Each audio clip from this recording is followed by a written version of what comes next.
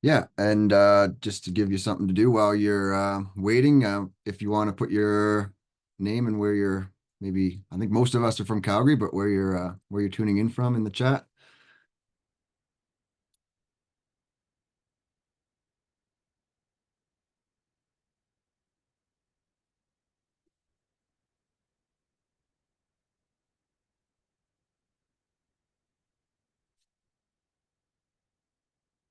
Jenny, are you able to see the waiting room? Or I don't think I've made you a co-host. I'll do that. Yeah. Hi, Jared. Thanks for joining us. Sorry, I'm a minute late here. Thanks for having me. Yeah, all good. We're just putting our name and location in the chat right now if you want to throw that in for people while we're giving it a few minutes for people to join.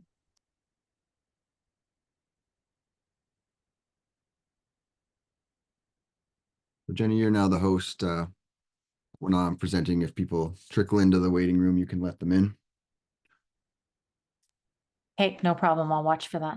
Thanks. Oh, nice. Hi, Marie from Claire's Home. Thanks for tuning in. You might be our furthest participant today, but we hope to grow this to the farther reaches of the southern Alberta bioregion.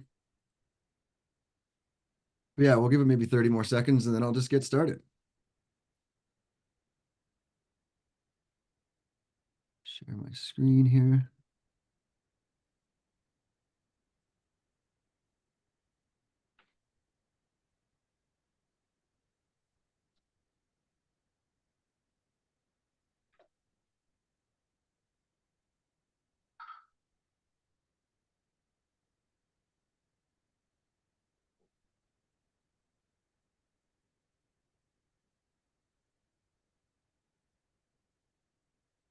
Whoops. Sorry. Sorry, everybody. Get this figured out eventually. There we go.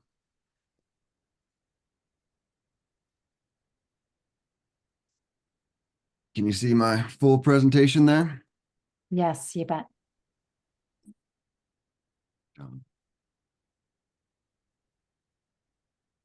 right, well, in the interest of time, we'll get started and let people trickle in as they do. But yeah, thank you for coming. Yeah, if you have any questions throughout, save them to the end or put them in the chat.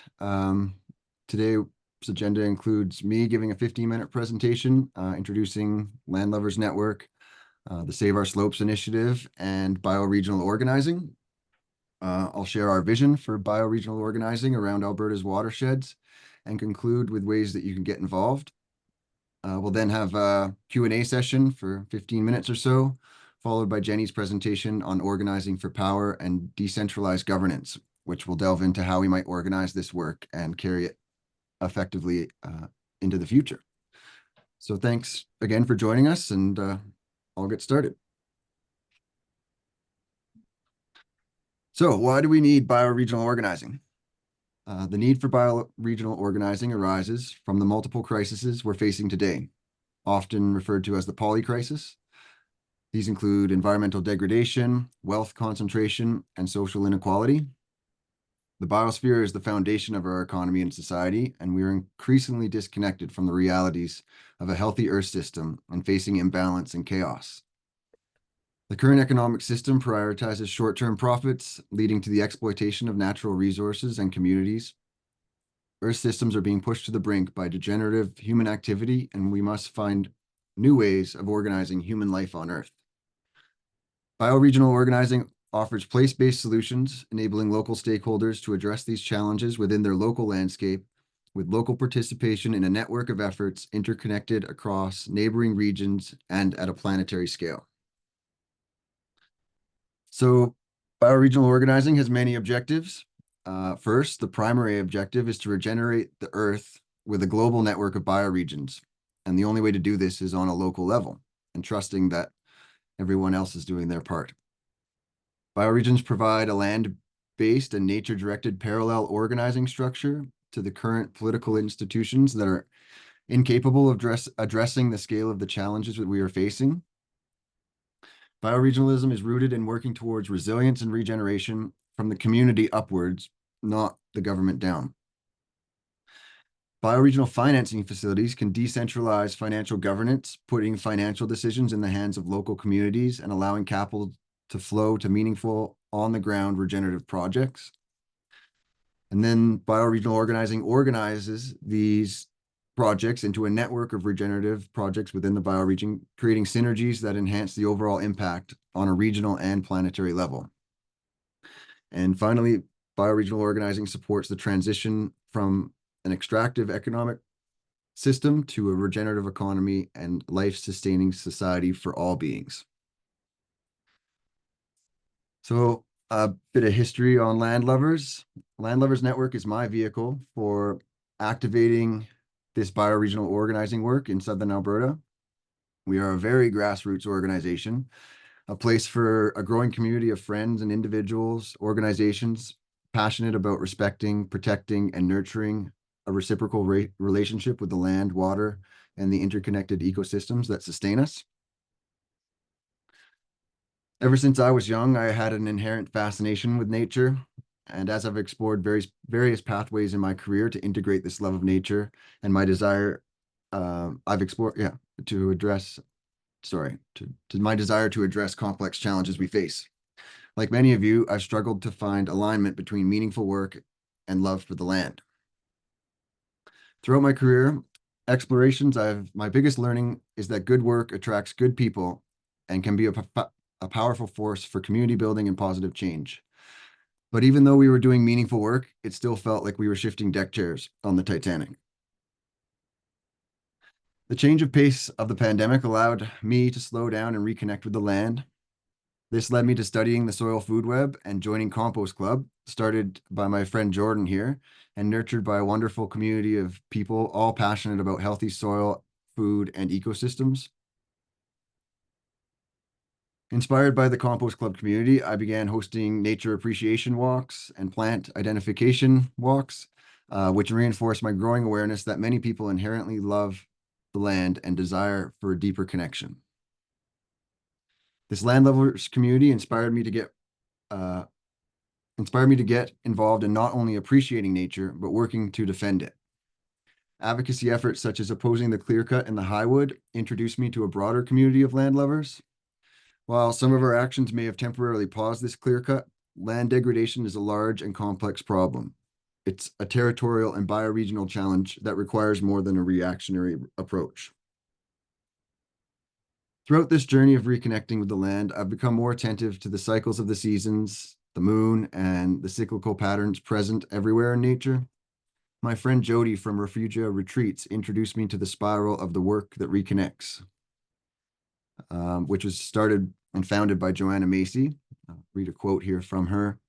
The work that reconnects helps people discover and experience their innate connections with each other and the self-healing powers of the web of life, transforming despair and overwhelm into inspired collaborative action. I see the spiral as present in the work that Land Lovers Network is doing. We started with gratitude for the land, which led us to seeing and feeling our pain for the natural world. In feeling this pain, we were able to see with new eyes and recognize the profound interconnectedness of life on Earth. And with this perspective, we were able to move into action, guided by our own unique situations, gifts, and limitations. We can collaborate with others, set goals, and take steps towards change. Like all cycles on Earth, they continue to unfold as we continue to spiral through the work we have to do. Another valuable framing from Joanna Macy is the 3 stories of our time, which are all concurrently unfolding. Business as usual is the story of the industrial growth society. We hear from politicians, business schools, corporations, and the corporate-controlled media. The defining assumption is that there's little need to change the way we live. The Great Unraveling is the story we hear from scientists, independent journalists, and activists bringing attention to the disaster that business as usual has caused and continues to create. Yep. And the Great Turning is the story we hear from those who see the Great Unraveling and don't want it to have the last word.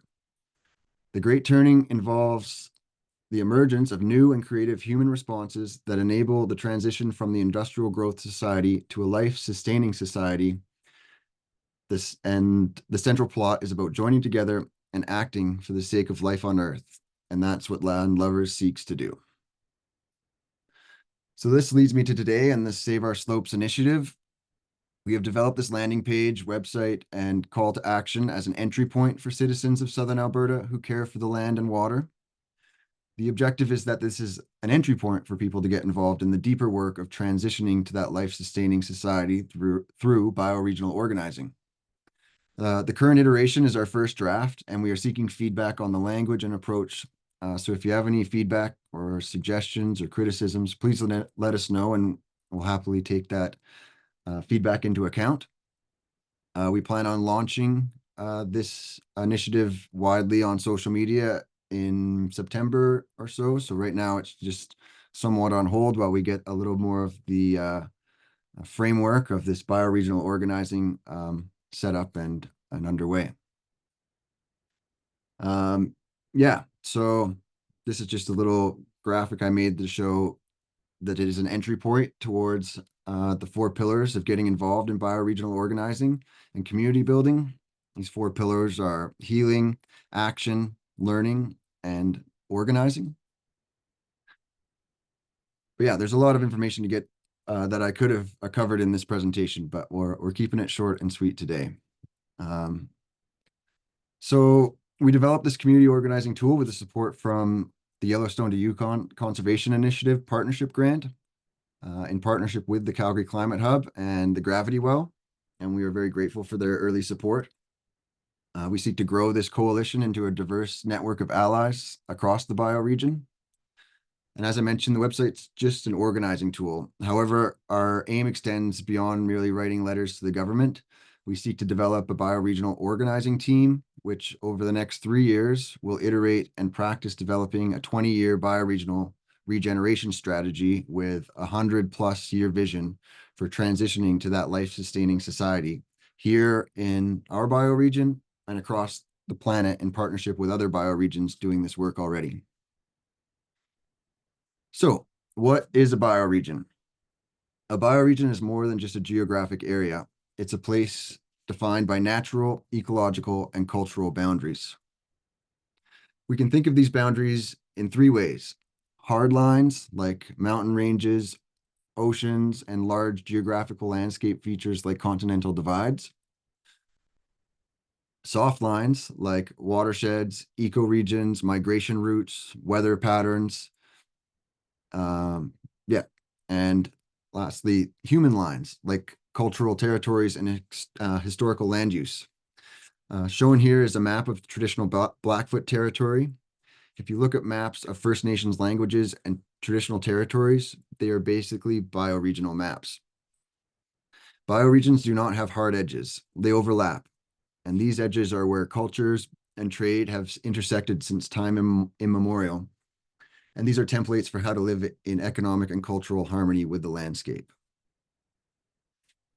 Bioregions are like fractals, complex and self-similar at different scales, making them an appropriate framework for organizing and managing financial and social resources in a way that aligns with local ecologies and social systems. The fractal concept highlights how the principles and structure of a bioregion can be applied consistently at various levels, from local communities to larger regional networks. So here's a view of our bioregion as the South Saskatchewan River Basin, from the Continental Divide to in the west, peaks to prairies, so Continental Divide into the northern Great Plains, and to the north, the boreal forest, and south to the Great Plains of Montana. The red line is the Red Deer River watershed. The blue line is the Bow River, and the yellow line in the south is the Old Man River. And within those large watersheds, there are sub-regions, and that is that fractal nature of watersheds. So I just want to give a quick example of that fractal scaling and how we can knit together networks of regenerative projects across the landscape. This is a Google Earth view of Flat Creek in the Highwood watershed, and in the middle is an abandoned well site in need of reclamation. Next one, scale up. this screenshot shows Flat Creek as part of the Upper Highwood watershed. And this screenshot shows a variety of different projects and things happening on the landscape that each of them might not know about each other. We have a government-funded bioremediation bank stabilization project on the banks of the Highwood. We have a nonprofit-led limber pine restoration project up in Grass Pass. Here's my cat. We have the Eden Valley Community Garden, and we have the Buffalo Head Ranch doing regenerative agriculture practices, all within essentially walking distance of that abandoned well site.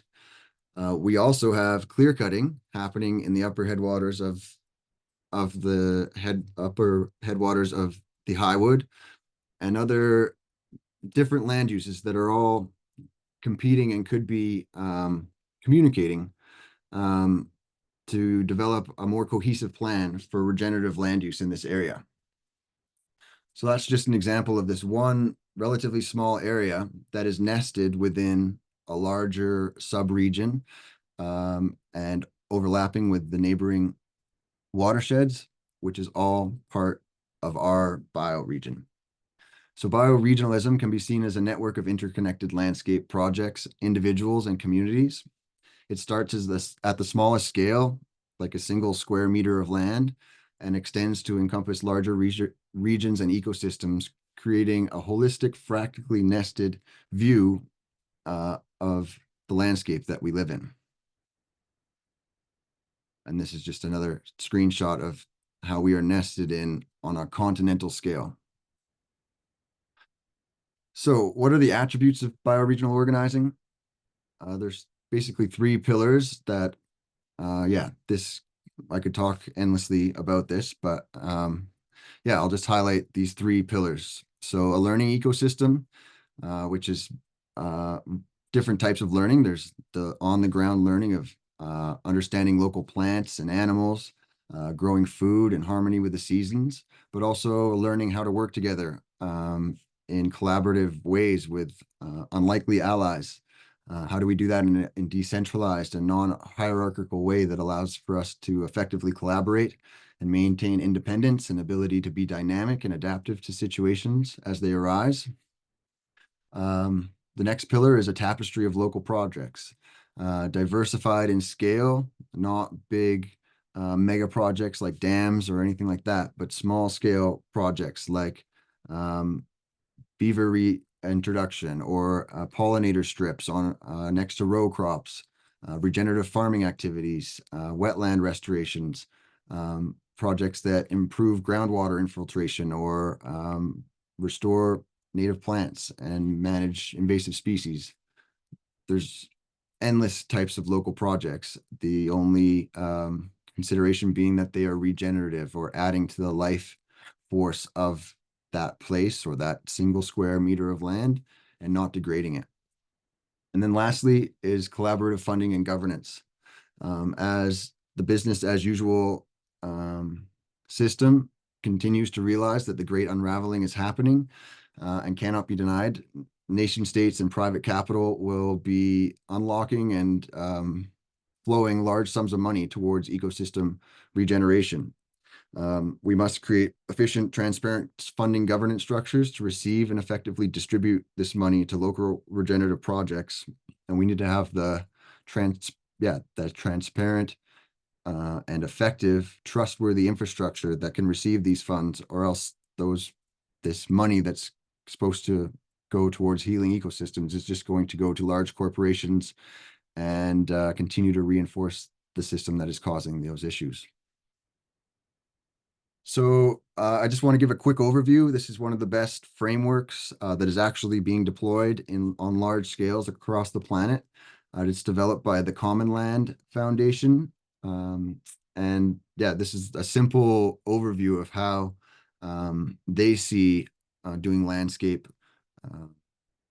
restoration, focused on their 4 returns, but basically on that fractal scale, establishing landscape partnerships So in that one example I showed, it would be landscape partnerships between all of the various stakeholders in that sub watershed or that sub region to reach a shared understanding and build a landscape plan to ensure effective implementation of the work that could be done and needs to be done, and develop monitoring and learning processes to do so. But these landscape partnerships can then also be between other smaller landscape partnerships, and that's that fractal nature that scales this work across the bioregion. And this is all focused on 4 returns. So traditionally, it's financial returns, environmental returns, and social returns. But Common Land introduces this 4th return, which is the return of inspiration, which is opening people's eyes to the possibility of a better future and giving them ways to get involved. And I think that is a key part of this work. And then it breaks the landscape down into 3 zones. It's basically a natural zone that is protected and off limits to human activity. So in our larger bioregion, this could be the headwaters of southern Alberta. This is a very important area for water, our water source, and shouldn't be degraded at all. And then there's the combined zone, which is combining food, fiber, productivity, to interact with nature in this combined zone. And then there's the economic zones, which are centered around cities and areas where human activity is decided to be not to be allowable and not impacting the natural systems that we rely on. And then the other really key part to this framework is the time horizon.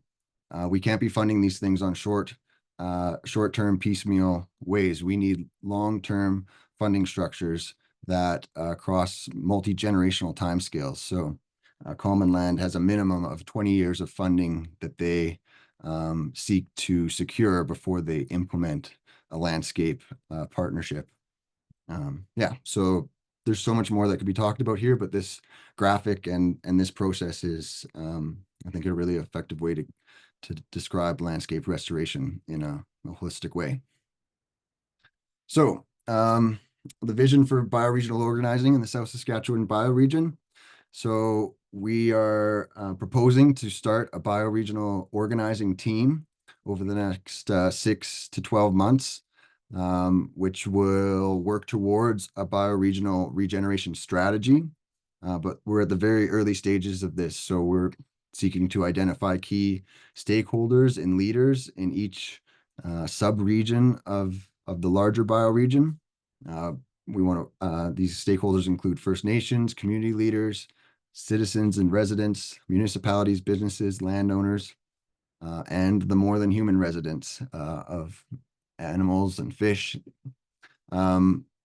Yes, and so then define the bioregion and the subregions. I've laid it out, but it's the people who live in those areas that should be the ones defining them. So that's one way to bring people in, and then establishing a shared vision and identifying priority regenerative land and water projects as a start, and creating and practicing governance structures. All of this is, or all of that would be working towards this bioregional regeneration strategy, which this 3-year plan, so this would be 2027, aligns with the next provincial election, in which we will, through this organizing, have draft networks and policy hopefully ready for implementation and adoption by what we hope is a new majority or minority government in Alberta in 3 years. We want to be ready for that time.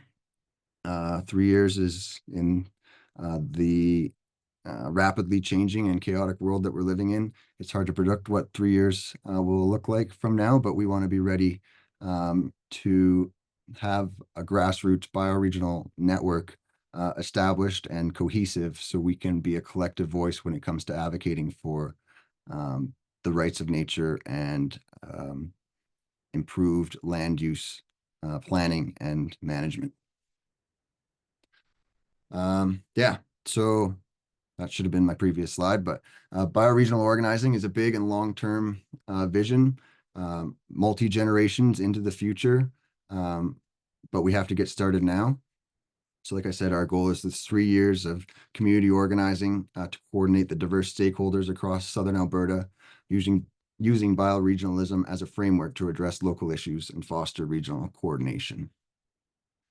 So how you can get involved. We are seeking participants in the emergent bioregional organizing team. Each one of these yellow pins on the map is where we hope to engage in on-the-ground conversations and town halls to bring people together to discuss the issues and land use challenges that are important to them in their sub-regions. We're also looking for specific areas or assistance in certain areas, digital campaign support for the Save Our Slopes initiative to bring people into this work. We are already working to partner with organizations doing on the ground restoration like Trout Unlimited Canada and the Cows and Fish and other organizations doing on the ground restoration work. And we're hoping to provide opportunities and streamlined communication to get people involved in those projects. Yeah, financial management, community support and grief, events coordinators, town hall facilitators, nature guides, water quality experts, biologists, and philanthropic donors. Yeah, and we plan to share additional resources. There is a growing movement of bioregionalism. Bioregionalism has been around for a while, and there's an immense amount of resources and learning to be done on the subject and a variety of different topics. So through the network, we plan on sharing learning resources and things like that. And the last thing I'll say is this is the kickoff, but we plan on hosting on a regular cadence, more of these strategy meetings. This is much more a one or like we're presenting to you, but we plan on hosting actual strategy sessions where we discuss the nitty-gritty details of how to get into this work. So yeah, that pretty much concludes my presentation. Jenny will follow up with a presentation after we discuss and answer any questions you might have about what I just presented. And Jenny will be sharing a presentation on how do we organize this work and what are some of the strategies for having conversations to bring people into this work. So thank you for listening to me. And yeah, I'll open it up for any discussion and questions for 15 minutes or so. And yeah, thank you very much. Yeah, if that's the case, why don't we raise hands for those that have some immediate questions or comments. But yeah, or we can do a quick roundtable and get what brought you here, what your first thoughts are from this presentation. Thanks.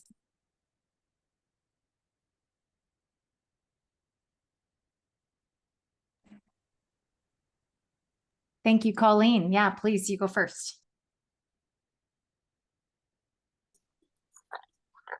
Hi.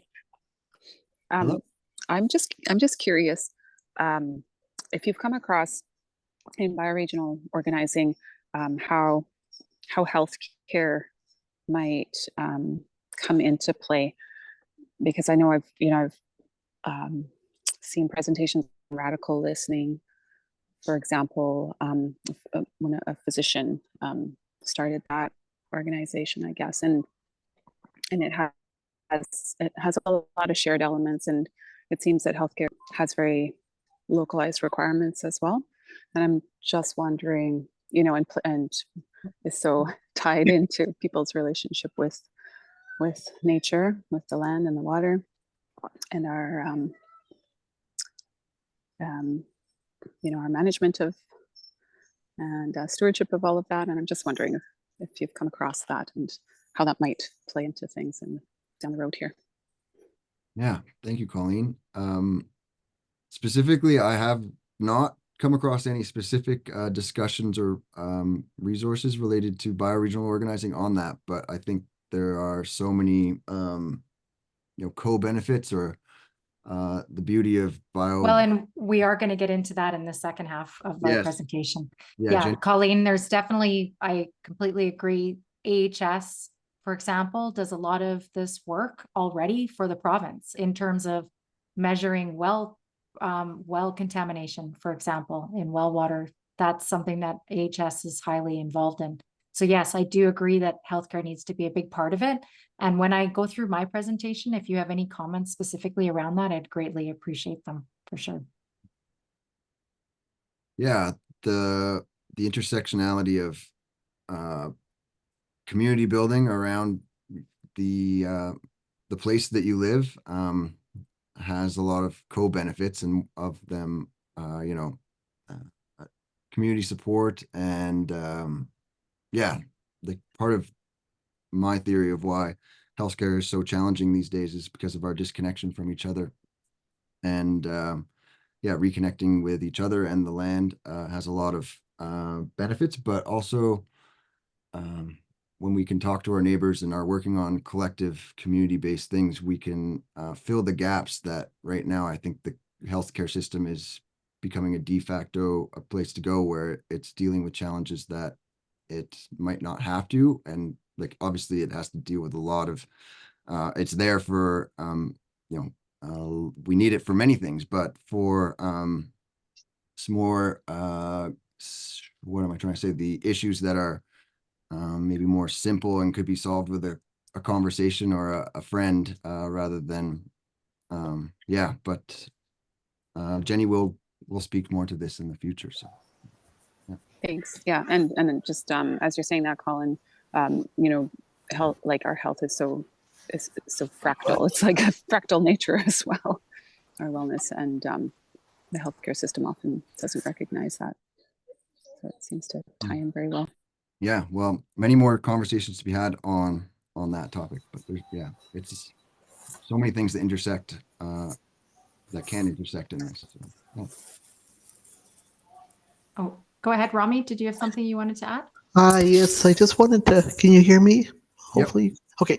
Are you guys already connected with other organizations in other parts of the world? Good question. I've been for the last 2 years kind of like off out of my desk participating in this group called the Design School for Regenerating Earth. It's hosted by Joe Brewer and Penny Hipple.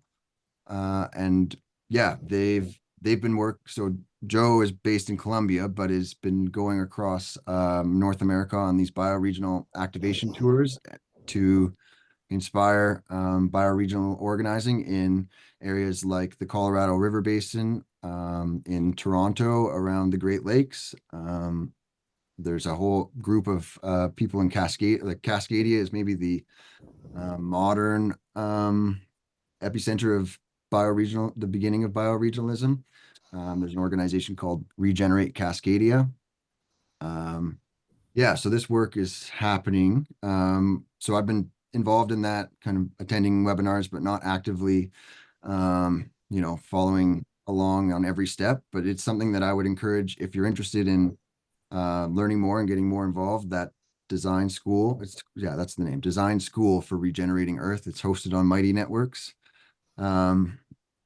And yeah, then we've been recently connected with Ecosystem Restoration Communities, which is a global organization. We recently just received a grant in partnership with the Climate Hub that was guided by this organization called Ecosystem Restoration Communities. If you go to their website, they have a map of projects across the world where people are going for a season or have been there for multi-years, and it's building communities, integrated land to regenerate them. And on that map, you can see pins across all continents, but North America is pretty sparse on these projects. So Okay. yeah. Yeah, 'cause I was just wondering, like, it's always helpful for people to sort of already see what else has been done in this, ecosystem, to already start getting inspired by how it's been done, and how much, what's, what the world is looking at on this. Yeah. Anyways. Yeah, Okay. I'll just add that across the world, there are severely degraded landscapes where this work is being Yes. done.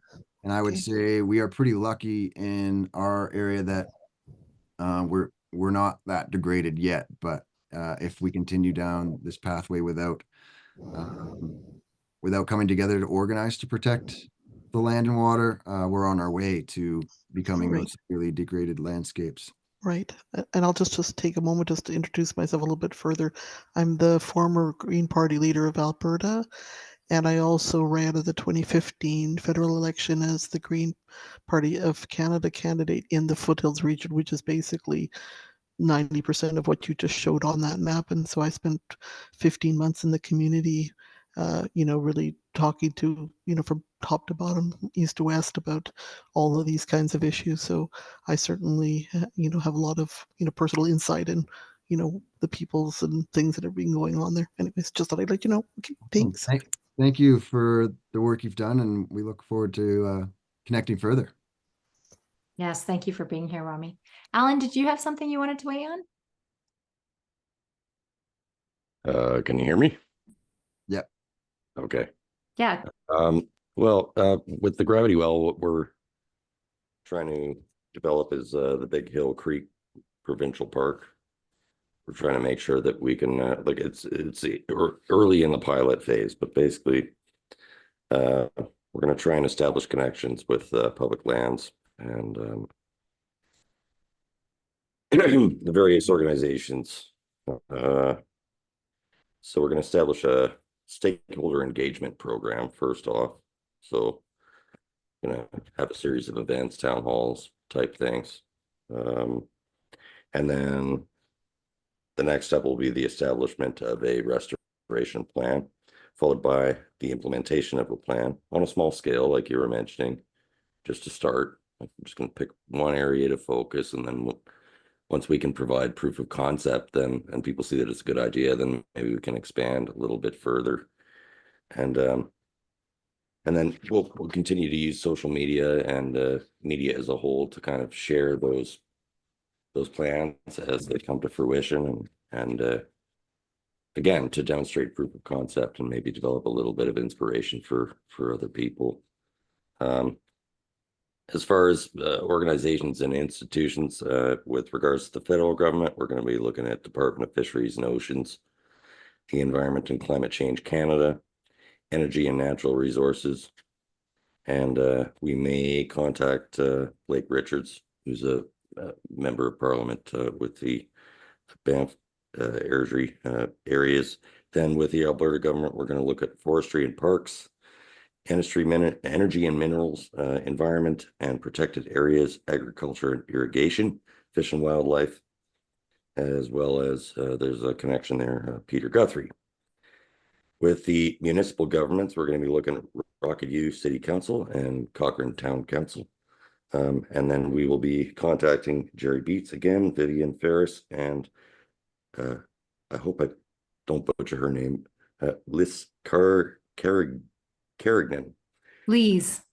Please. Okay. Yeah. Didn't know whether it was going to pronounce it as a Y or Oh, good. but then also we're going to be furthering our participation in the quarterly meetings with the Bow River Basin Council. We'll be seeking contact with the Cochrane Environmental Action Committee, as well as the Alberta Wilderness Society, Canadian Parks and Wilderness Societies, the AEN, Ducks Unlimited, Trout Unlimited, Cows and Fish, Alberta Council. Like basically have a giant list of people that over the next couple of years, I think we're going to be trying to establish regular contact with these organizations. The potential funders. I think that's probably good. Like that's probably lots of really good details in that. So basically, we do have a template. Yeah. And it's a perfect example to just kind of do our part. Yeah. And, and I will say specific to Big Hill Creek anyway. So specifically you, Alex, and I think this is one of the examples, like the beauty of what we're trying to create is now this specific project is near and dear to Alex's heart. So he's going to help head that up for Colin and I, and we're going to support that, as he said, as a local project. in the context of the broader work that we're trying to do with other groups. So that's just one example. We have already, I'm going to pick on you, Jared, because I can see you. Somebody that we know locally can help stand up some specific Calgary efforts that we'd love to have him support for us in this work. So yeah, I thank you for that specific. I think that's a perfect example of a postage stamp that we want to repeat at larger and different scales. Yeah. And there's like, so an example of how many different people, organizations, moving parts are at play. It just, and like Big Hill Springs is you know, on the landscape, not that big, but it intersects with all these different stakeholders. And yeah, it's an example how every sub watershed or even sub watershed has these priority issues that, you know, just doing that on your own sounds like or like just working on that project sounds immense. But you know, down in the Crow's Nest, there's the Grassy Mountain or the Grassy Mountain Coal Project. Like every piece of land has its issues, and there's a local context to that, and we want to support that with a broader coordination of and framework that allows all of those localities to focus on their local issue while tying back to this decentralized mothership across the bioregion, which then practically connects to the other bioregions on the continent. And yeah, and that framing is what really gives me hope of, okay, if I just focus on, you know, my piece of the pie and trust that other people are, it's not such an immense problem. But another thing I want to mention is you listed off a lot of government agencies and things like that. And, you know, they're there for a reason, but we also have, like, there's an essence of, you know, bureaucracy and potential regulatory capture. And, you know, you might be like beating our head against a wall trying to engage and bring those organizations along for change. And that's where having the local residents and citizens and leaders of the community able to rally around that local issue gives it a lot more weight when it comes to taking it to the government instead of one person doing it. You can be, strength in numbers. Yeah. So thanks for sharing. Any other comments? We'll let Jenny get started in her presentation in 3 to 5 minutes or so, but any other comments, ideas, questions? And if not, we can get Jenny just to pop right into her presentation. Okay, you bet. So I think while I'm getting this going, I think the ask of this afterwards would be a roundtable from everyone in terms of what brought you here. We want to make sure that we get a chance to hear from everyone here. Thank you so much for coming. And the idea of this presentation is to exactly understand what excites you about this, what you were already doing, and how we can help empower you in the work you're doing already. So just want to make sure that that's the basis of this presentation. Can you guys see my screen? Good. Okay. Yes, see your screen, but it does have that weird little zoom bar at the top that shows like mute and video. I don't know. It's fine if it stays, but I should be able to go away, but no. Yeah. I don't know why it's sticking there, but unfortunately it's going to be there. I don't think it'll interfere. Okay. So, just for anybody that doesn't know me, I'm Jenny. I'm a geophysicist turned oil and gas well, pipeline and facility liability expert.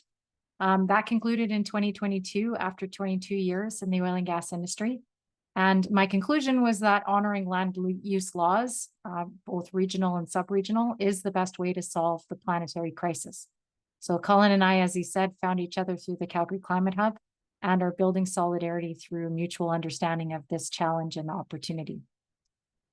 So this presentation was built from a combination of the work that Alex and I have done in taking a complex decision-making learning course for the Gravity Well conversation and the Organizing for Power course that Alberta Talks organized with us members. Thank you for that. So again, this is meant to be a way to bring people from the current structure that we're in across into this new bioregional regeneration system that Colin walked us through. And so this is an invitation and support system to identify and organize leaders for building local returns, as Colin explained, and to have the best communication and flow of information from that effort. So this process is to find the right leaders in the right areas, to give them the right expectations, having the right conversations, measuring success in the same way, and building that right local power that is built by the community, as Colin offered. So let's start. First of all, we want to identify the right leaders in the right areas. And to do that, we need to look at the structures, the system, the forces, and its powers. So first of all, to identify the right leaders in the right areas, we need to look at these 4 things. As I said, the structure, system, forces, and powers. And so Alex and I, when we first started working, we were having a conversation about karma. And I was saying karma is a friend, and Alex was saying, is karma a friend or is it an enemy? And I said, well, there's 2 sides to each coin. And, in order to help us know if we're moving in the right direction, we have to understand that, there's intent matters. And Alex said, well, yeah, that every coin has 3 sides, actually. So, and that 3rd side is the edge. That's the part that brings us together when we understand that we have to talk to each other across the aisle. So in this course I took, I put the coin in the center of this. And so what they explained at the beginning of this Organizing for Power course is that we have a 1%, 99% structural problem. So similar to what Colin was saying, but in different words, we have this global, complex, global, industrial, short-term, linear growth, dominant system of billionaires, led by billionaires. And on the far right side of this, we have what we want. So we want this simple, local, community-driven, long-term, multiple return democracy that is led by people rather than by money or billionaires. So that's the construct of what we're trying to overcome. So we're trying to shift that power from the left side to the right side. So we're trying to regain that stability from moving the power from the 1% over to the 99%. And so that's all of us, basically. So in order to do that, we have to look at the system in place that holds, the system that holds the structure in place. So thank you to the Juan Vargas at the Climate Reality Project. He offered these pillars of society that hold our structure in place.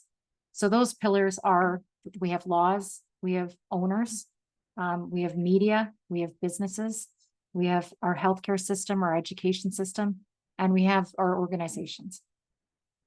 So the goal is to build solidarity across all of those pillars in order to move that power away from the money-making system into the hands of the local community. So we do that by understanding the forces that we have to help combat that system, the power of that system.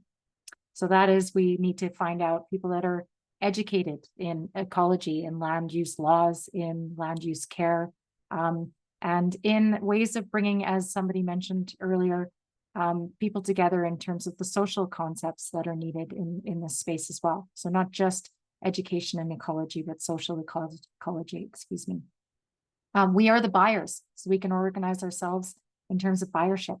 We can organize ourselves, as I said, with media, or if we can't, we can use our networks. Think GameStop during COVID. That was sort of that effort, that power that was unleashed. We have businesses, yes, but we have a workforce. We can help organize workforces. We can be in solidarity with unions and help them get better work conditions. And again, we have an expectation of care, and we have an expectation of education programs. So how do we help shift that power to the people that actually care about people and want to make sure that we have healthy, not only people, but healthy education systems and communities? And then lastly, we can look to our organizations, either with the ones that we already work with or new ones, like the like religious groups for that matter. There's certainly an opportunity to bring community together in those groups as well.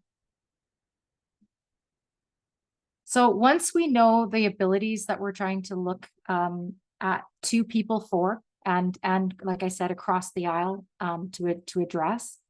So we've got all those on the left-hand side here, but we also need to understand what types of leaders that we have, despite necessarily what we choose. So I'll say, for example, we have our Alberta Environment Minister, Rebecca Schulz. That is somebody who is in a structured organization. But I would say she disagrees with likely every single one of these pillars that we're trying to uphold. There's likely a large disagreement in the direction that we're headed. So we need to keep track of somebody like Rebecca Schulz in our system, in our input intake system, and keep track of where she sits in terms of that, her ability to help us move issues through this existing system. And then we have people like, I see some friends from Alberta Talks, for example. They are leaders that agree with us, but they are in a self-selected organization. So it's important for us to recognize when people are organized in community and not necessarily expecting to be in disagreement with others. Like in a structured organization, for example, there is an expectation of dissent, if you will. So now that we can keep track of people's abilities and types, we can empower them to understand the right expectations. So that expectation is to build empowering relationships with supporters and solidarity across the coin. So where are these conversations happening? They're happening locally, as Alex said, right at Big Hill Springs, for example. And then they're happening more broadly, either at a sub-region scale or a regional scale. So we're trying to identify leaders at all of these scales. And you can see now in this map, this is the sub-regional map of Alberta. These are some of those areas, those bioregions that are already a part of our knowledge base in the way that we are organizing our land use in the province. So this isn't necessarily a leap for us to start moving into this bioregion landscape idea, but it's the idea of trying to bring that power back to the local areas and rebuilding that community in decision making.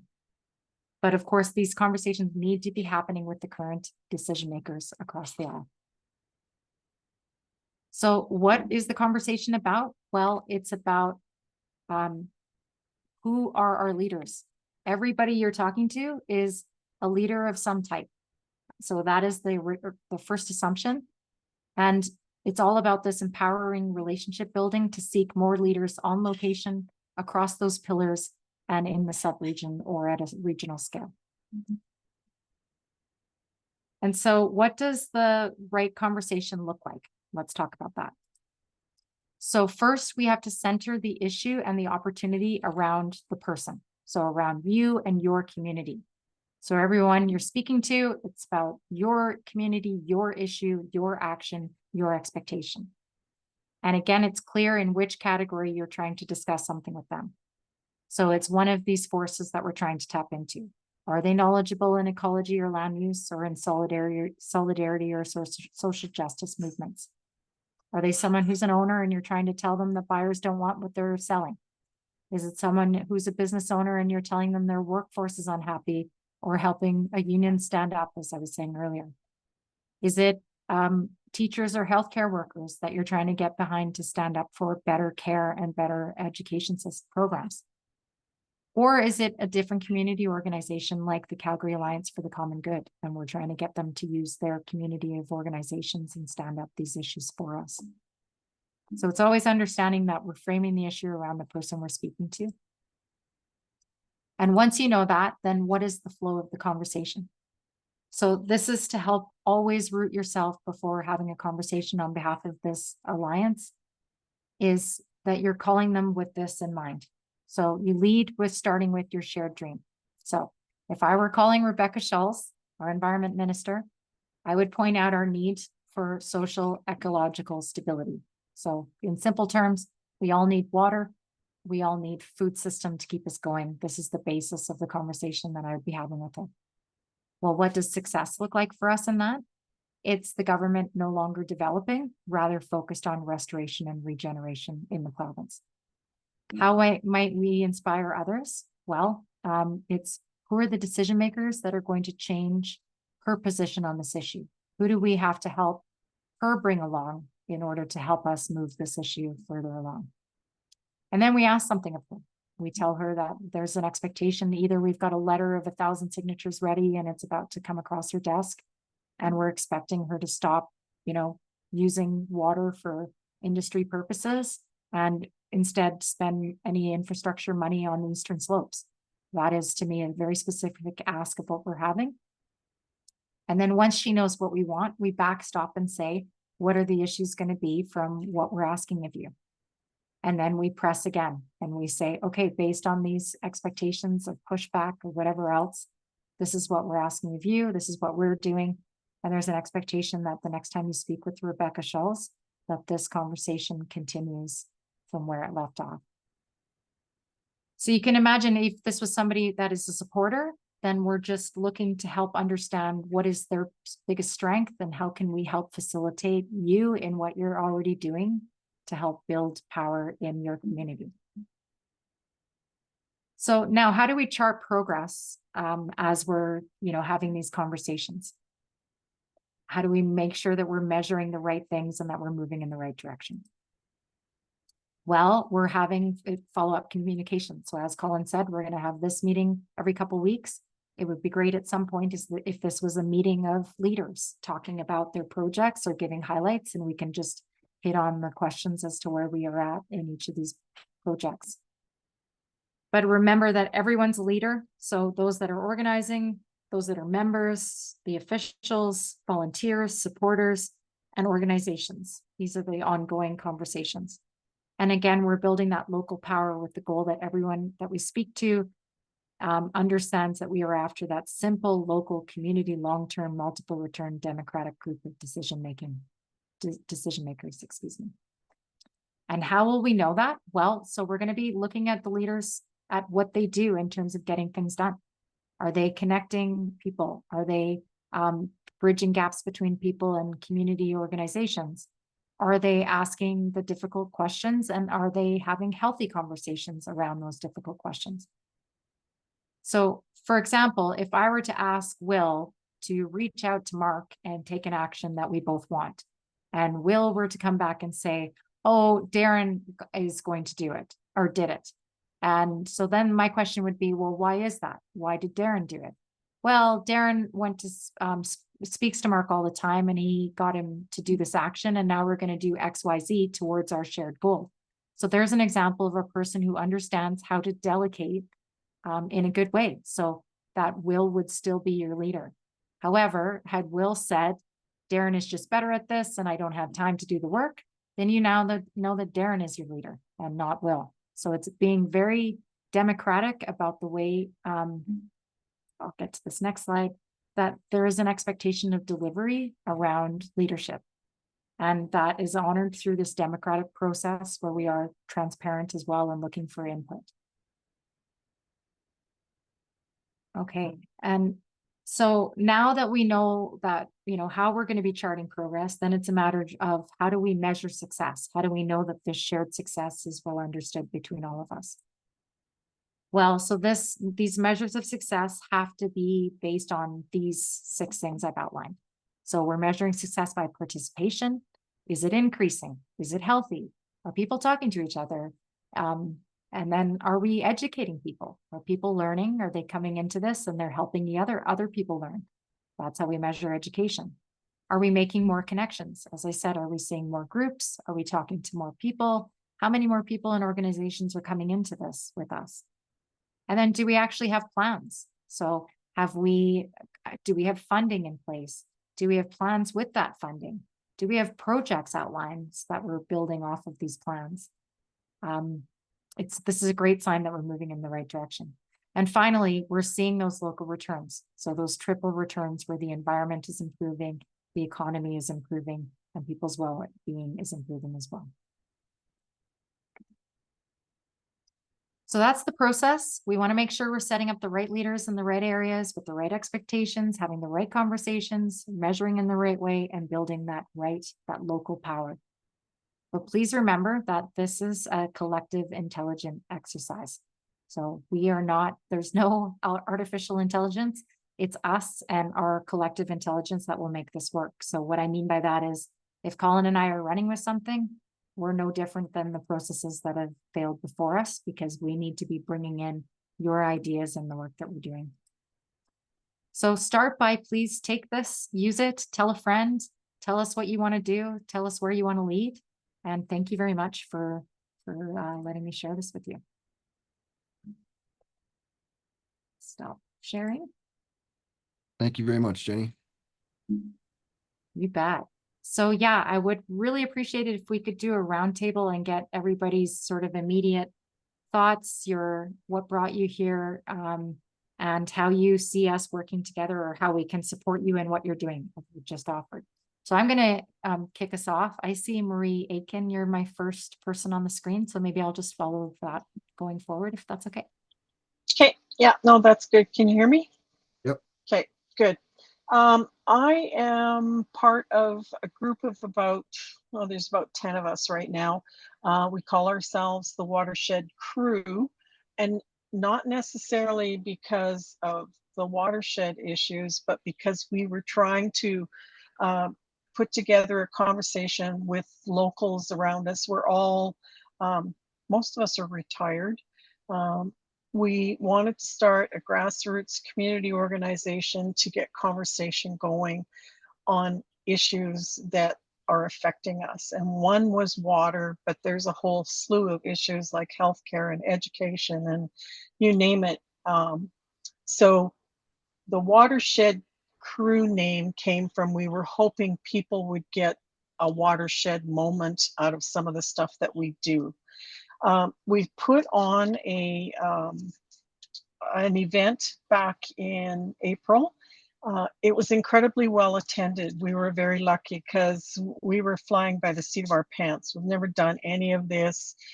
Like I said, we're retired folks that just want to get a conversation going. We had some great speakers talking about water and how important it is.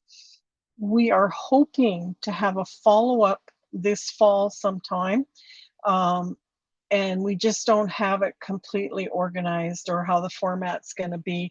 And just listening to you tonight, I'm wondering actually if we might be able to have a presentation on the what did you call it?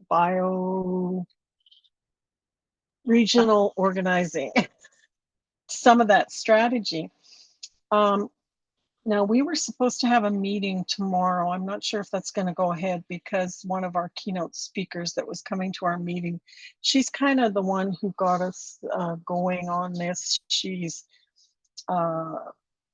doing a research project on radicalization and that kind of stuff, and why there's such a divisiveness and how do people become radicalized and things like that. And she kind of started out helping us figure out what we wanted to do and where we wanted to go. Anyway, she's come down with COVID, so she can't come to our meeting tomorrow. So I'm not sure if we're going to be rescheduled or not. On our agenda at the moment, I'll try not to take too much time. We're going to talk about trying to counter misinformation on things like drought, irrigation. We were going to present the Auditor General's report that came out that has basically no plan in place for protecting surface water. We want to talk about the changing climate. We want to talk about wildfires. We're big concern is with the open pit mining in the Grassy Mountains project. So that's kind of some of our agenda for this next meeting, is just to kind of pull it together and figure out exactly what our next event will be. Listening to you, I have a concern about our healthcare is being destroyed, our education system is being destroyed, and how do we work around the governing bodies that are doing that? And trust me, I'm a retired nurse. I know the healthcare system is being destroyed, and it's slowly just going to evaporate in front of our eyes, the system that we thought we should all have. Education is the same. One of our members is a retired teacher. One of our members is Kevin Van Tighem, and he's incredibly smart when it comes to things like, he was a park warden. He's very smart, got a lot of help. So that's We're kind of my, we're doing yeah. an interview with Kevin and Lauren at the end of September 27th, Colin and I and Alex. And actually, I was trying to find, we just had a conversation with Bruce Schmedley on the gravity well, talking about the Auditor General report. I'll put it in the chat for you guys to listen to. Yeah. Marie, thank you so much. That event you hosted was phenomenal, and we're happy to support whatever you do in the fall. So thank you. This is the perfect Yeah, example. so I'm going to be the of, liaison between this group and you guys. And so it's not that I'm a leader, but I just want to keep in touch, and I'll try and let you know what we're doing. And maybe, you know, if we need to reach out for speakers or something like that, I'll be getting in touch. Perfect. Yeah. Please know that we'd be happy to do that. Okay, Tammy, you're next on my screen, please. Hi, I'm Tammy, and this is my husband Al. Basically, it was Colin that brought us here because all our conversations we have, it's a compost club and that, and we just wanted to get more involved somehow. I am a board member of the Permaculture Calgary Guild, and we're in the process at this time trying to revamp that whole group.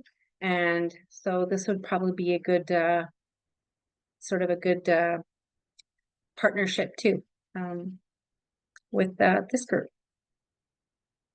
That's about it. Yeah, we just wanted to see how we could get involved. We want to learn about these issues as much as we can and how we can help. And because obviously we're very concerned as well about all the issues mentioned, and we love our natural ecosystems here, and we want to do our part to protect them. Thank you both for being Thank here. you. Looking Thank you forward for to learning Showing more. support. Yeah. Jared, actually, Alex, why don't you go real quick, because you already offered a little bit about yourself, and then we'll get. Sorry, Alex, do you want to offer a bit more, or do you want to yield your time? You're muted if you do. You're muted, Alex. Brenda, do you have to go? Do you want to jump in there? I don't need to go, but I don't know how I to just do the have to, hands up thing on the computer. I'm sorry. No So it's problem. just like, oh, here it is. I'm Brenda Davison. It says I'm Paul Davison, but I'm Brenda Davison. Marie, I was at the Claire's Home water thing. It was amazing and fantastic. I really enjoyed it. Thanks for doing that. So I'm the president of the Crow's Nest Conservation Society, and our group has applied and been accepted to speak at the next hearing, the hearing for the exploration for Grassy Mountain. And I'm not sure how we sync with you. Alan Garbett, who was here and had to leave, is also speaking. We know what we want to say, sort of, but I don't know how you can help us or we can help you. I don't know how that might work. We're already in to speak. It's the MD of Ranchlands lost their appeal, so it's going to go ahead. We hope we will be speaking about cumulative effects and how even small projects in a narrow corridor, the corridor down here, the Livingston Public Land Use Zone, is the narrowest and also the lowest elevation piece in all of the eastern slopes. Runs for 1,000 kilometers. It's protected, except for the 60 Ks here. And they have planning to just rip that sucker apart. It's just crazy. And yeah, I won't say it like that.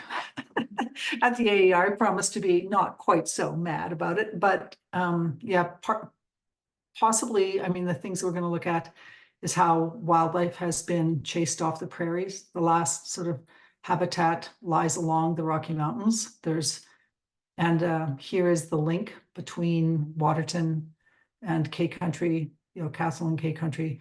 If you cut this out, if you overdo it there and the animals get extirpated there, that there is no connection between the US and Northern Alberta. And then wildlife starts to become, well, gets lost. Anytime you start to break things into islands of population, they're gone. So that's kind of going to be our point, and water. Alan Garbett, I don't know what he's going to talk about. We're also going to talk about the fact that it's also the most fragile water headwaters in all of Alberta. So yeah, quickly, but Yeah. I don't know if you can help us with information or what. Go ahead. Well, I was just gonna say, number one, what comes to mind is we can help support knowledge for people of when the hearing's happening and how they can support you publicly. So I would say look to us in terms of support of communication of this issue and getting public awareness behind it. And then, yes, I think there is a massive opportunity of shared knowledge. What are the pieces like, for example, the study out of the historic coal mines and how does that impact their decisions around going ahead when it is clear that the historic mines are causing issues today from their time way back when, you know? So there's so many ways that I think that we could help support each other in terms of the amount of information that has been generated over the years. How do we coalesce it and make sure that they can see that it's a stacked crisis issue? So I hope does that help in terms of like immediate connections that I can make? Yeah, I think so. I mean, I get 15 minutes. I'm not one of the people, so I don't know if you know about the AR hearing. You're either a full participant or you're a partial, and I'm only partial. I only have 15 minutes, but I wasn't really ready to go ahead with the big one. And I know AWA and CPAWS and stuff will do a good job. You know, they have lawyers and we're a small group, and yeah, I don't want to be sworn in and say something wrong, but yeah. Somebody just wrote in the chat, they could be a sounding board if you want to practice. That might be a good system too, right? Absolutely. Yeah. And I'm also a member of the Polluter Pay Federation. So we have, we're a group of landowners. I'm not personally a landowner, but I work with them that help support people going through the courts through the AER hearings. So Okay. we are definitely, I can help you go through what you're talking about speaking with that group as well. Mark Doran helps lead that. I'm not sure if that name means anything to you, but he's extremely knowledgeable. Sorry, say it again. Mark Doran. He's very active on Twitter. But yes, we are a group that are trying to help people understand where to direct your issues, who's the right people to complain to, all of that stuff, because it's so confusing on purpose, right? So, Feels like but that, thank you. actually. Yeah, and I might good just luck. be willing to offer to extend an ear, like off the record or whatever, if you just want to brainstorm, with Jenny and I, like could always extend that. Alex McGilvery, I'm just getting your name down. I'm writing things as we go. Yeah. No, it's all Yes. good. I do the exact same thing. Okay, Yeah, if I gave you notepad guys and my Remarkable and email, whatnot. can I give you Yeah. my email address at some point, and then maybe we could do some chatting? Do you have it already, Colin? Sorry. Yes, I have it. And Okay. Oh, of course you do. Yeah. yeah. When is the AER hearing? Just for I don't know. We just heard 2 days ago that, because the MD of Ranchlands had said they couldn't go ahead, and we just all got a message 2 days ago that that's been denied. They're not going to hear that argument. And so I assume they have to give us a few weeks, I think. Like they can't just call it tomorrow and people aren't in Calgary or wherever they're going to hold the hearings. I don't know. Or down here. So yeah. Yeah. Yeah. Well, as we'll follow up via email, and yeah, I think that sounding board idea for practice and just to give you an opportunity to get your words in order. We're happy. Yeah, it's been offered. Yeah, I think that's a good idea, because then you'll see what I'm going to say and you'll say, well, this part was strong, but we don't think this is out. Oh, somebody also said Kevin Van Teekum, whom I know, but I don't know if he'll have time. Yeah. Kevin Van Teekum. I'm just writing everything down. No, that's all good. Thank you for being here. Yeah, thank you for being here. Thank you for the work you're doing. That's like you're right in your local context, working on your priority issue. And this is where the network effect of this work, we're just early stages, but as the network builds, we want to be able to, rally when it comes to there's some major issue like this, all hands on deck type things. So just know you're not alone. We all support your efforts. Yeah, So thank you for being here. And are grateful for them, because yes, this is how they do it. They make it so difficult for people to actually participate. I submitted a statement of concern for that project as well, but I'm in Calgary, so they just throw me out, right? Okay, so Jared, you're next on my screen, please. Sure. Hi, everyone. Thanks so much for having me. My name is Jared Bluestein, and I'm the current executive director of the Calgary Climate Hub. So this is all definitely in our wheelhouse. Personally, finished my graduate degree back in 2017, investigating civil society resistances to the economy and environmental resistances and transformative potentials. And so went on to form the Allium worker-owned cooperative as a example of the solidarity economy in downtown Calgary. Colin was talking about creating examples, inspirational projects. That's what I called in graduate talk a cynosure of diversity. It's an obnoxious way of just creating something to inspire. So, I mean, that was the goal of the Allium. We made a socialist vegetarian restaurant in the heart of Calgary, and I went to bed laughing every night.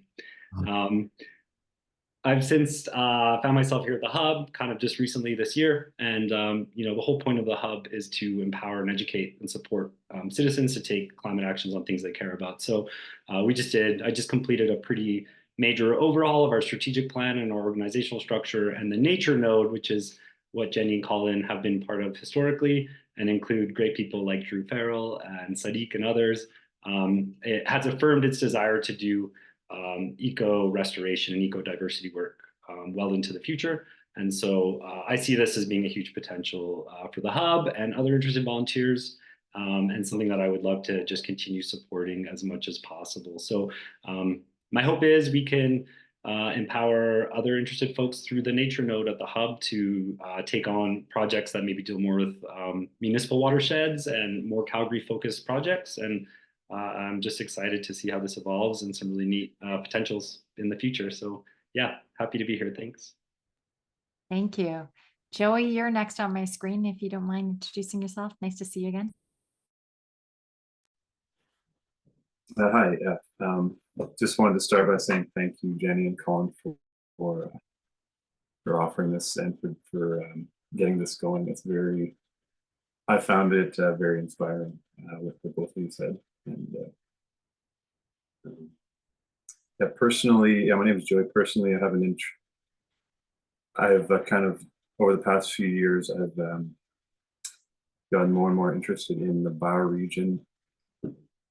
And I've been working on writing a book as a way of getting people in touch, inspiring an interest in the local plants and animals that live here, and trying to get to know nature in a more artistic way and non-scientific and more artistic way. Get more bioregion that way. Awesome, Joey. That's so exciting. I'm happy to support you in that. I attempt to write as well, and I know how hard it is. So thank you for doing that. Teresa, you're next on my screen, please. Hi, everybody. I'm Teresa Tuznio. I have a small storytelling project that is sort of centered around water. And I think there's a lot of bits of it that I can draw in. It's been an interesting year for Calgary, where people have been paying attention to water in a way that probably most of us never have before. And I think it's the time it's ripe for people to be listening and paying attention and starting to see that picture beyond. I think some of those mapping projects are so powerful because you see that you're part of a bigger network of water that flows across provinces. And I'd like to help tell parts of these stories and just help get the word out to people. Amazing. Thank you. Yeah, I've heard it being described as like we need 3 stories per sub-region kind of thing. Like that's how we move people, is through those stories. So that's so exciting. Sorry, Colin, I cut you off. No, I was just going to say storytelling is such an important part of this work, that, that's what draws humans into care. Like we're storied beings. So, look forward to continuing to connect about that. So thank you very much, Teresa. Yeah, thanks everybody. Thanks. Colleen, you're next on my screen, please.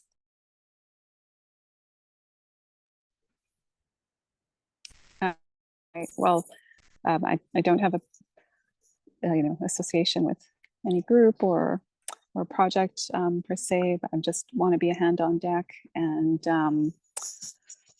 yeah, I would love to see. I've always, I guess, yearned for community to take on more of a bioregional meeting, what that could look like. I just, in my heart, that's a very beautiful thing. And I'm just a person who loves this earth, and I'd like to join with other people who do as well. And yeah, I work currently as a nurse. I used to work as an environmental scientist a long time ago. So I love ecology, and I've been looking more recently, just into public health, because a lot of what I see public health represented or taking the form as doesn't quite make sense to me. It's just seemingly quite siloed as well. It doesn't capture what it could. So I've been knocking on doors to try to explore that a little bit, but haven't had any doors open. So you never know, where that could go in this kind of forum. And also, just like living in a city, it can be very challenging for people to have experienced that sense of place that I really feel we deeply need to be in connection with.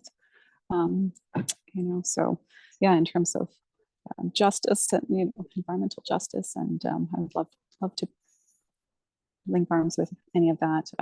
I follow along with CANE. It's the Canadian Association of Nurses for the Environment, and I'll be joining them as a member this fall. And so I wonder perhaps about some linkages with them as well, which I would be happy to explore. That is perfect. And actually, I meant to offer you as well. CAPE is another group that we will be trying to build solidarity with as well. Thank you. Yeah. So CANE, Yeah. CANE, is that right? That's right. Awesome. Perfect. Yeah, that's a perfect example of these spaces that we don't think of in the environmental world for some reason, and yet we know that we need a holistic approach. So thank you so much, Colleen. Excited to be working with you. Okay, Mike, you're next on my screen. Thank you for joining us in short order. Hello. I'm doing volunteering work with Alberta Talks, and we're currently on a project talking about the Tell Danielle campaign, which is about the soft ban on renewables. And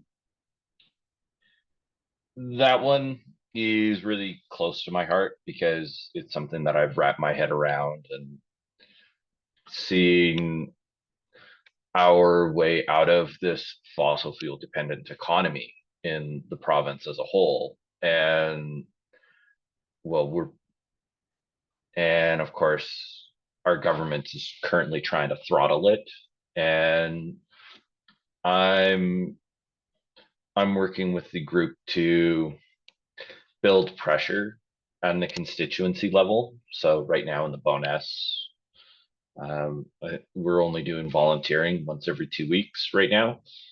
But I imagine as we get closer and closer to the election, we'll be ramping up the pressure, as well, that pressure will get more and more important close to the election season. And I'm not 100% confident that the NDP will have it on their platform either. So we're going to need to have both parties feeling the pressure to do something about it.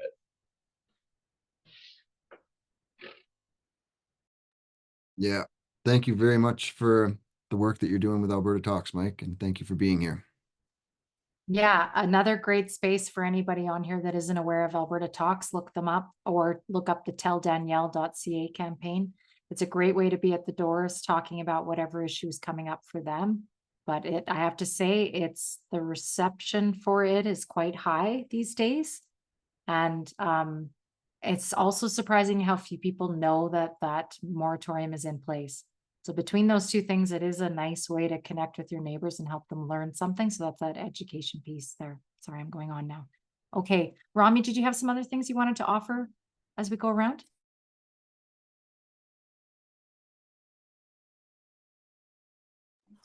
Sorry, just working my buttons here. Just one, additional part of it is, when I ran for the leadership of the Green Party of Alberta, my two thoughts were, my two main focuses were respect for diversity and democracy, participation of democracy. And it wasn't just the diversity of the environment, but the diversity of opinions and ideas that are in Alberta, in our societies. And politically speaking, we have so siloed each other. We've so pushed each other away from each other that we're not connecting in conversations about things that we're all collectively being affected by.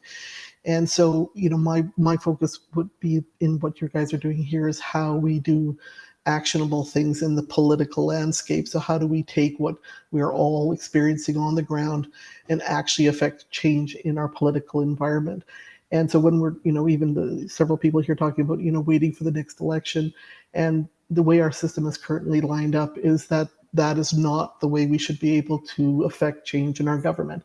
There's an issue that needs to be dealt with right now. It doesn't need to be dealt with in 3 years.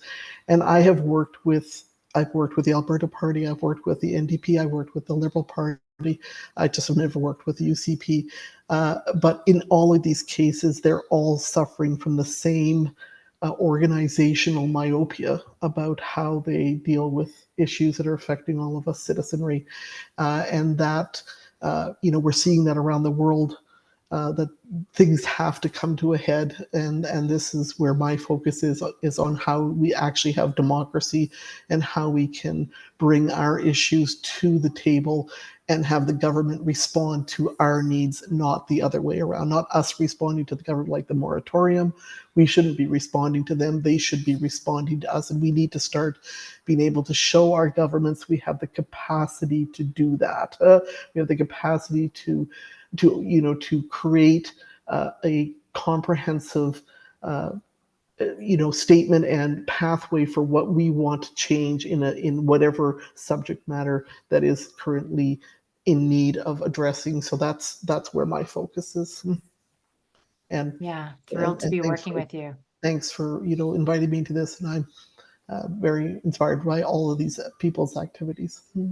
Yeah, thank you so much. I want to make sure we get through the last few people. So I have Shirley, Sydney, and Hillary left. So Shirley, are you ready to speak a little?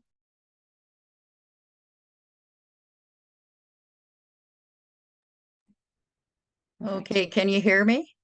We can, yes. Okay, good. I've got a wobbly rural connection, so I won't turn on my video or my camera because it's been warning me all along. So I guess I just want to say that I'm in one of the watersheds you have talked about, and that is the Highwood Little Bow. And we've actually been around where the Highwood, I'm chair, a longtime chair, tried to get out of it sometimes, but not successfully.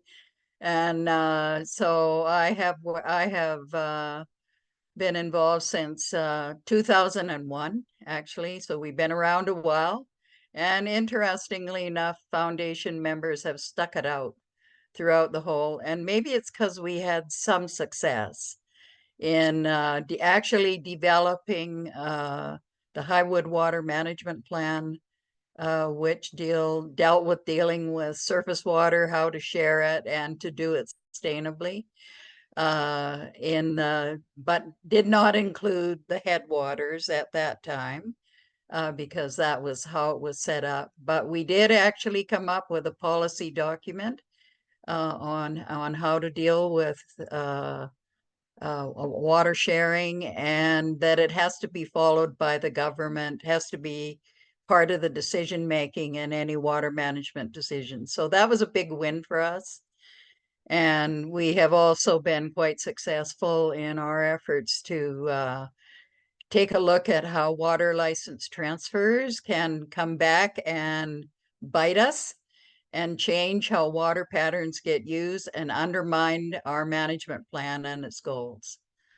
We started out in surface water and that management, and we've tracked it, how successful the plan is going, where it needs some changes, how certain land use has been brought into it now, how land use affects water.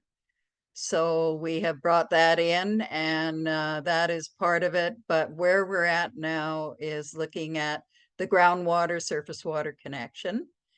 And we're just completing studies on that. So we've moved from surface water to groundwater to try and better understand the sustainability in our little watershed, on how much groundwater is being impacted. And that has now brought us into the headwaters. And so we have been looking at alpine, the connection between alpine and surface groundwater loading along our system from headwaters to the confluence to the bow. And we just finished phase 1 of that study. And one of the things that we found out is that, well, we seem to understand shallow groundwater and how our rivers work and the important role of alluvial aquifers in sustaining our groundwater and preserving our groundwater, which brings up all kinds of issues about gravel mining and that type of thing. But the other part is now what we need to know is to understand how well connected and what's happening in the slopes, or in the crown land areas, on how it's impacting groundwater in the deeper regional recharge. And that's our next phase that we're looking at. And we're developing tools, modeling tools that integrate groundwater, surface water interaction. So that we're just, progressing. Everybody says we're going at a glacial pace. But so far, if we can stay on track and try to keep our plan and show adaptive management where needed, it seems to be working reasonably well for us. But we do have, one of the things that we have found is where government policy can get changed, that impacts and you don't have a say. And so that has been one of our concerns. We bought into the Water for Life. So what you're talking about, silo decision-making actions, Water for Life and the land use framework were two key strategies that the government brought forward that we all bought into, setting up WPACs and stewardship groups like ourselves. The whole idea that you needed grassroots, that you needed, needed to go right up to policy, and that policy was guided by what you understood what was happening on the land. So I think from your strategy going forward, based on what we have learned, is that you need to, when you're connecting with Rebecca Schultz, you need to show how this is supporting Water for Life and the land use framework, and how they have dropped the ball in making sure that those strategies solve the silo problem. Because that was the whole point of having Water for Life and the land use framework, connecting those two things for better management. And it has ended up that they treat them in silos.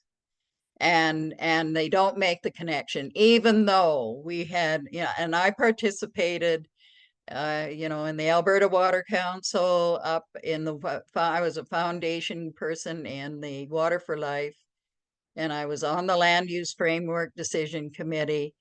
I've been on the board of the BRBC, the old WC, and just to be able to make sure that we sit on the hub between the Highwood and the Little Bow. So we share the two watersheds. Our water distribution connects the Old Man watershed and the Highwood watershed, or the Bow watershed. So we're on a hub, a distribution water hub. And so it was very important for us to be able to make that connection, and we've tried to do that. So I think from your perspective, all I can add, I'm very interested to stay learning more about what you're doing and where maybe in our pilot work we can contribute into those kinds of things. So that's kind of why I'm sitting here tonight, and I appreciate you including me and inviting me. And of course, as Colin knows, I'm on the BRBC policy committee. I also sit on the Old Man Water Council committees as well. So if I can help in some way, or contribute more in some way, I'm happy to do that. But we do work under we're a multi sector group, and we have 5 municipal districts that we work with, and we've stayed working together. So that is pretty tremendous. And we are, managing to, there's bumps, no doubt. And I think one of the biggest concerns is the big push now, the affordability push, the desire to expand and build without understanding where is the gravel coming from, where is the timber coming from. Yes. Why, when you're losing productive land, good soil, we have brown soil all through here, we're losing that. And so protection, I took around a Dutch consulting group that the government brought in 2013 after the big flood. I took him around through our watershed, and he said, my goodness, he said, you are so lucky because you still have natural processes working for you. He said, we're grinding up gravel and building alluvial aquifers to do the job, and here you're mining them. You're not giving room for your river, all of that. And so, I guess it's just an example of protection here is probably more important than regeneration. And I think that maybe is a focus that you need to put forward. We got to stop what we're doing. It's more expensive, as the Dutch company said. It's so expensive to regenerate when it is easier to protect. Yes, thank you, Shirley. We certainly don't want to lose sight of protection. That's 100%. We want to go beyond that, right? Yeah. It's the call for. And thank you, Shirley. I'm learning so much from you. I'm on the Bow River Basin Watershed Coordinating Committee with Shirley. So thank you so much for being here, Shirley. And if you can give us the link to that study that just completed with respect to the as you were saying, the alluvial fan being a part of the water system, that stuff would be amazing for us to share for you as well. Okay, yeah, we're just going through reviewing all those reports now, so this is a preliminary comment. Of but course, we you will bet. eventually be Okay. able to provide those reports. Yes. Amazing. Thank you, Shirley. So looking forward to working with you. Okay, Sydney and Hillary, let's give you a couple of minutes, please. Hi, yeah. In the interest of time, I'll keep this really short. So I work as an agriculture and food policy consultant, mostly in British Columbia for a small firm there. There's a lot of overlap between that work and landscape conservation. Much of what we talk about is ecosystem services on farmland and just how to support conservation of watercourses and watersheds through agricultural production. I want to bring that experience here to Alberta and do more work in my own province. But as far as my relation to this group goes, I'm at the moment just keeping my finger on the pulse because I'm expecting to deliver a baby in the next couple weeks. And so I don't know what my life looks like after that. Congratulations. Thank you. I'm gonna keep attending these meetings that come up and stay on the mailing list and hopefully be able to be more involved in about 6 to 12 months. So yeah. Incredible. And if anything, if we're just a distraction from your new life, we're happy to be that too. Awesome. Thank you. Okay, Hillary, you're next. Thank you. Hi, I am also just a land lover. I'm part of Compost Club with Colin. I'm just keen to take action on all of these issues. I offer energy. Don't have a specific project in mind, so yeah, happy to lend a hand wherever it's needed. Thanks, Hillary and Sydney and everybody for your time and energy. This was this was the most inspiring part, or like, this was so nice to hear from you all, and I'm so grateful. I can't wait to see where it goes. So, I took lots of notes. I don't know. Yeah, we're gonna take some time to come up with our continuing plan, but we hope to have maybe more um, one-on-one conversations with you all, or collective conversations. We're just kind of sorting out what the schedule will look like for carrying this work forward. But this today and this presentation, me and Jenny were talking before, that we're just so grateful that we put it out there, and it's allowed us to coalesce some of our ideas, and there's lots of synergies and synchronicities that have fallen into place leading up to this meeting. So yeah, just so grateful for your attendance and time, and all the work that you're already doing, and the energy that you have. Yeah, it's really inspiring, and so we hope to help carry this forward as a collective. So those are my closing thoughts. We'll be in touch, Yeah. but I'll leave the last word to Jenny. Yeah, just quickly, I just want to offer that we're doing a screening on September 21st. So that'll be an opportunity for anybody who's in Calgary to come see each other and just connect in person. And we're screening, the first movie's called Outgrow the System. So it's all about the economic system away from this capitalist system that isn't serving us. And the second one is Water is Love. Is that what it is, Colin? Yeah. So Colin's got, but again, we're trying to offer these two sides of the coin, right? Where are we and where do we want to go? And that is available to anybody else. Like Marie, I'm looking at you. If you want to take one of those on for your fall issue, I thought that screening that you guys did was a really nice part of your last meeting. So that's my last thoughts. Thank you again.